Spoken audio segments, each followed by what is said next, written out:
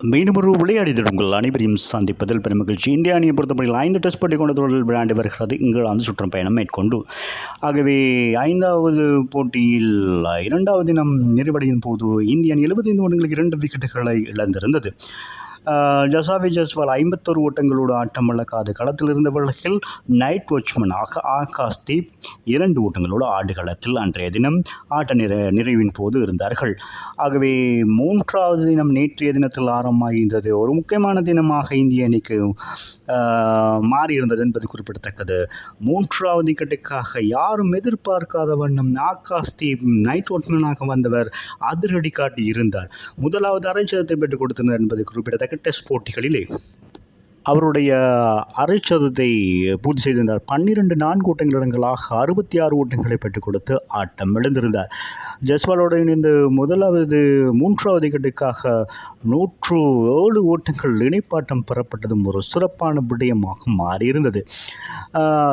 ஜஸ்வால் சிறப்பான ஆட்டத்தை வெளிக்காட்டியிருந்தார் என்பது குறிப்பிடத்தக்க. நேற்றைய தினத்தில் தன்னுடைய 6வது சதத்தை டெஸ்ட் போட்டிகளிலே நிறைவு செய்திருக்கிறார். குறைந்த வயதில் 23 வயதில் 6 சதங்களை பெற்றுக் கொடுத்த வீரர் என்ற அடிப்படையில் நேற்றைய தினத்திலும் ஒரு சதத்தை பூர்த்தி செய்து அந்த தொடரிலே 2வது சதம் பெறப்பட்டிருக்கிறது. அவருடைய தனிப்பட்ட ரீதியாக அணிக்கு சிறப்பான சேவையை ஆட்டிக்கொண்டிருக்கிறார். 14 4 ஓட்டங்கள் 2 6 ஓட்டங்களாக 118 ஓட்டங்கள் ஆட்டம் உள்ளக்க ஜஸ்வால் 5வது விக்கெட்டுக்காக கருண் நாயரோடு 40 ஓட்டங்களையும் பெற்றுக் கொடுத்ததோடு துருஜூரோடு 6வது விக்கெட்டுக்காக 44 ஓட்டங்கள் இணைப்பாட்டம் பெற்றுக் கொடுத்திருந்தார். ஆகவே ஜஸ்வால் ஆட்டம் இழந்த சுப்மங்கில் 11 ஓட்டங்களோடு ஆட்டம் இழந்து வெளியேற துருஜூரர் 34 ஓட்டங்களோடும் ஆட்டம் இழந்திருந்தார்.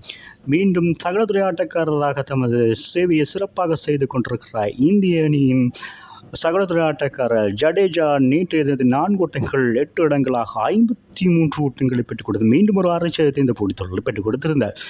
இந்த போட்டித்தொடரில் மொத்தமாக 10 இன்னிங்ஸுகளிலே 6 அரைச்சதங்களாக 516 ஓட்டங்களை பெற்றுக் கொடுத்திருக்கிறார் என்பது குறிப்பிடத்தக்கது. 6ஆம் விளக்க வீரராக ஆட்டக்களம் நுழைந்து அதிகப்படியான ஓட்டங்களை பெற்றுக் கொடுத்த ஒரு வீரராக ஒரு தொடரிலே இருக்கிறார் என்பது குறிப்பிடத்தக்கது ஜடேஜா.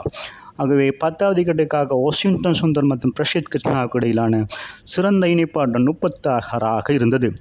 ஆகவே தனியாளாக நின்று அதிரடி காட்டியிருந்த வாஷிங்டன் சுந்தர் 6-4 என ஓட்டங்களை பெற்றுக் கொடுத்திருந்தார் என்பது குறிப்பிடத்தக்கது. அதன் காரணமாக 46 பந்துகளில் 4 ஓட்டங்கள் 4 6 ஓட்டங்கள் 4 இடங்களாக 53 ஓட்டங்களை வாஷிங்டன் சுந்தர் பெற்றுக் கொடுத்து ஆட்டம் இழக்க 396 ஓட்டங்களை பெற்றுக் கொடுத்திருந்தது இந்திய அணியாகவே. எதிரணியான இங்கிலாந்துக்கு 374 ஓட்டங்கள் 2வது இன்னிங்ஸில் இலக்காக நிர்ணயிக்கப்பட்டிருந்த வேளையில் பந்து வீச்சு பொறுத்தவரையில் ஜாஸ் சிங் டோங்கு 5 விக்கெட்டுகளையும் அங்கிஸ்டன் 3 விக்கெட்டுகள் ஓவர்டன் 2 விக்கெட்டுகளையும் வீழ்த்தியிருந்தன.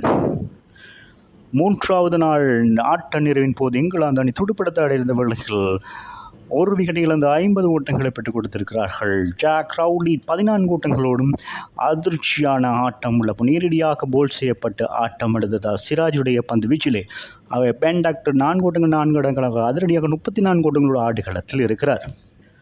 அடுத்து வருகின்ற இங்கிலாந்து வீரர்கள் சிறப்பாக செயற்படக்கூடியவர்கள் என்பது குறிப்பிடத்தக்கது. ஜோ ரூட் மிகவும் திறமையான ஒரு டெஸ்ட் வீரராக இந்த உலகத்துக்கு தன்னுடைய சாதனைகள் நிலைநாட்டிக் கொண்டிருக்கிறார். அவருடைய விக்கெட் முக்கியமானதாக இருக்கிறது இந்திய அணி வெற்றி பெறுவதற்கு. ஆகவே இன்னும் 324 ஓட்டங்கள் பெற வேண்டியிருக்கிறது. 2 நாட்கள் மீதம் இருக்கின்றன. ஆகவே பந்து வீச்சை பொறுத்தவரையில் முகமது சிராஜ் ஒரு விக்கெட்டையும் வீழ்த்தியதோடு போட்டியில் இன்றைய தினம் 4வது தினமாக இருக்கிறது என்பது குறிப்பிடத்தக்கதாகவே 2 தினங்களிலே 324 ஓட்டங்கள் பெற வேண்டியிருக்கிறது. இங்கிலாந்து அணி வெற்றி பெற்று 3-1 அடிப்படையில் தொடரை சிறப்பாக கைப்பற்ற இந்திய அணி பொறுத்தவரை இந்த போட்டியில் வெற்றி பெறுவதற்கு 324 ஓட்டங்களுக்குள் மீதம் இருக்கின்ற 9 இங்கிலாந்து வீரர்களை ஆட்டம் இழக்க செய்ய வேண்டும். ஆகவே இந்த போட்டியில் வெற்றி பெற்ற 2-2 அடிப்படையில் தொடரை கைப்பற்றக்கூடிய வாய்ப்பு இருக்கிறது. பொறுத்திருந்து பார்ப்போம் என்ன நடக்கப் போகிறது என்பதை.